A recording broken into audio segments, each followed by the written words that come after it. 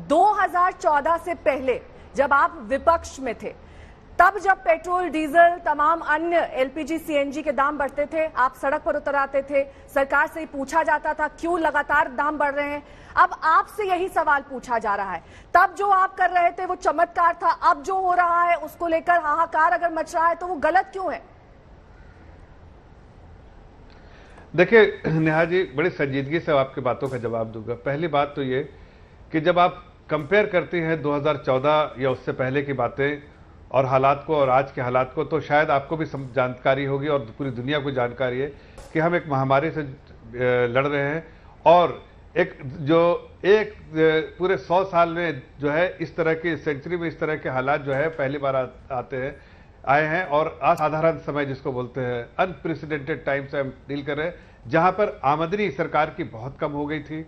Lockdown हुए हैं, lockdown में इकोनॉमिक एक्टिविटीज बंद हो, कभी ऐसा नहीं देखा गया कि कंप्लीट लॉकडाउन होना पड़े और इतने सारे तकलीफों का सामना करना पड़े। आपके हेल्थ इंफ्रास्ट्रक्चर जिस तरह की रिक्वायरमेंट थी उसमें उसके लिए आपको बहुत सारे जो डिसीजन लेने पड़े, वो सब इकोनॉमिक इम्पैक्ट, उसका इकोनॉमिक इम्पैक्ट हुआ। लेकिन सरकारी खजाने गरीबों के लिए हमने नहीं बंद किए। हमने प्रधानमंत्री जन कल्याणकारी योजनाओं के तहत हमने पहले 1,70,000 करोड़, बाद में अभी भी किया हमने 2.5 लाख करोड़ तक के हमने जो कमिटमेंट किए हैं सिर्फ गरीब लोगों को खाना पानी और उनके उनके राहत पहुंचाने का काम करने के लिए, चाहे कैश ट्रांसफर हो, चाहे महिलाओं के अकाउंट में पैसा हो, उसके अलावा किसानों को पैसा जो बैंक में ट्रांसफर करना। हमने कोई सब्सिडी नहीं दी है। जो पहले प्राइसेस, ऐसा नहीं कि पहले जब प्राइसेस थे आप यहां पर जो है ना लेके आप सब्सिडी दे देते थे, यहां सब्सिडी नहीं बल्कि हम गरीबों को जो जो भी उनको सपोर्ट करने की जरूरत है वो हम करने का काम कर रहे हैं। ये बात हकीकत है कि आज जो रेवेन्यू का जो मॉडल है उसमें रेवेन्यू में बहुत सारे लोग कहेंगे जो है मोनेटाइज कर दीजिए एसेट, लोग कहेंगे कुछ और कर दीजिए, लेकिन हालात से बिना जाने हुए अभी ये गौरव वल्लभ जी आएंगे इस तरह की बातें करेंगे, आप सुन लीजिएगा। लेकिन मैं पहले आपको बता उस पर बात कि दो बहुत चीजें सुनिए, एक खत्म कर ले, आप ही की बात को मैं आगे बढ़ाऊंगी। आपने कहा 35,000 करोड़ रुपए वैक्सीन पर खर्च हुए, महामारी का दौर है। आपके पूर्व पेट्रोलियम मंत्री धर्मेंद्र प्रधान ने कहा, उन्होंने कहा कि 1 लाख करोड़ खर्च हुआ प्रधानमंत्री जन धन योजना में।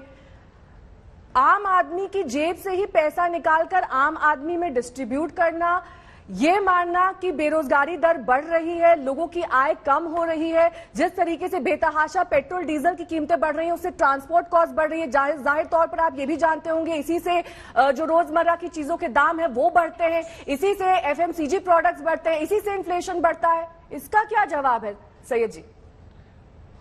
देखिए इन्फ्लेशन के नंबर्स आपके सामने है और मैं आपको बताना चाहता हूं, चूंकि यहाँ पर सुनील लल्लख जी बैठे हैं, पांडे जी भी बैठे हैं और भी उनके अध्यक्ष बैठे, मैं 1-2 सवाल उठाता हूं और उसका जवाब आप बाकी लोगों से भी लीजिएगा। इन्फ्लेशन जो है 2 तरीके से, जो अगर आप डिमांड ड्रिवेन इन्फ्लेशन है तो वो समझ में आता है कि भाई डिमांड है, जैसे यूएस में डिमांड ड्रिवेन इन्फ्लेशन है, पूरी दुनिया में इन्फ्लेशन का जो है भी आंकड़ा बढ़ा हुआ है उसमें। और दूसरा जो है वो आप देखिए कि सप्लाई डिसरप्शन के वजह से जाके लॉकडाउन में बंद हो गया। खाना पीना तो बंद नहीं होता कि चीजों जो खाने पीने की चीजें एक्टिविटी बंद हो गई, लेकिन खाना पीना तो बंद नहीं होता, इसलिए टेम्पररी जो है प्रेशर उस पर अपवर्ड प्रेशर प्राइस पे था।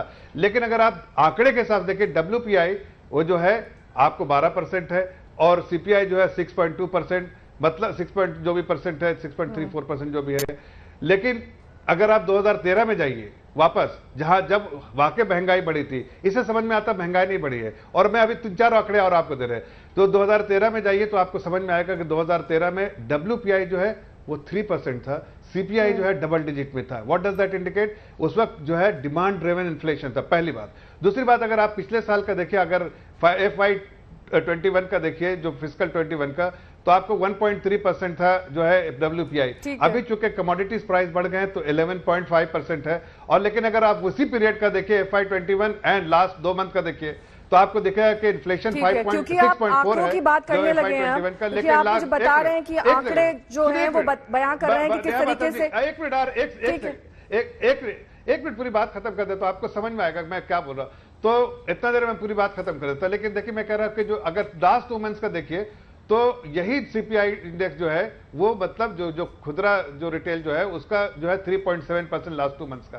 तो इससे समझ में आता है कि जो फूड इन्फ्लेशन जो है और कोर इन्फ्लेशन जिसकी वजह से दाम बढ़ा, जो इन्फ्लेशन बढ़े थे, उसमें कमी आती जा रही है। फोरकास्ट देखिए आरबीआई का, तो पूरे साल का, पिछले साल जो है, इस साल जो है FY21 का जो 5.1 है, 22 का, और फोर्थ क्वार्टर में अगर आप थर्ड क्वार्टर में जाइए तो इसका जो है 4.7% है। तो ये बात है कि इस वक्त टेम्पोररी सप्लाई डिसरप्शन की वजह से ऊपर गया है।